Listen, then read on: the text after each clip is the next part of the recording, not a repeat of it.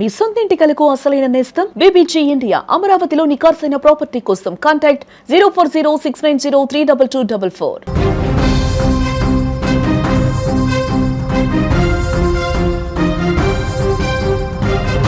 సార్లంక తండాలో ఘోర అగ్ని ప్రమాదం చోటు చేసుకుంది. 38 పూరిళ్లు పూర్తిగా బుగ్గిపాలయ్యాయి.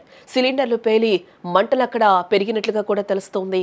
సంక్రాంతి వేళ గిరిజనుల ఇల్లు దగ్ధమయ్యాయి. సర్వం కోల్పోయి బాధితులు హాహాకారాలు పెడుతూ ఉన్నారు. 50 లక్షల ఆస్తి నష్టం జరిగింది. ఇప్పటికే తమను ఆదుకోవాలంటూ కూడా గిరిజనులు ప్రాధాయపడుతూ ఉన్న పరిస్థితులు కనిపిస్తున్నాయి. మరో 2 రోజుల్లో పండగ అనగా వీధి ఆ గిరిజన పల్లెపై పగబట్టింది.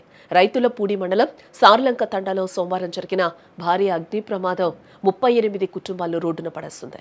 విద్యుద్ఘాతంతో మొదలైన మంటలు గ్యాస్ సిలిండర్లు పేరడంతో దావానంలా వ్యాపించి మంటలు ఊరంతటినీ కూడా బుగ్గిపాలు చేశాయి.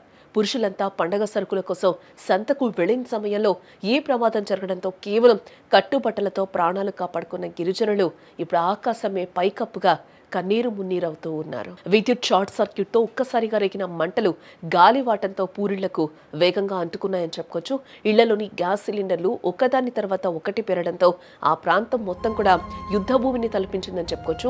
తుని నుండి అగ్నిమాపక యంత్రం వచ్చేలోపే జరగాల్సిన నష్టం కూడా జరిగిపోయింది. సుమారు ₹1.5 కోటి ఆస్తి నష్టం వాటిల్లిందని ప్రాథమిక అంచనా వేస్తున్నారు అధికారులు. దాచుకున్న నగదు, తిండి గింజలు, కట్టుకున్న గూడు కళ్ల ముందే బూడిదవుతుంటే బాధితులు గుండెలవసేలా రోధిస్తూ ఉన్న పరిస్థితి కనిపిస్తోంది.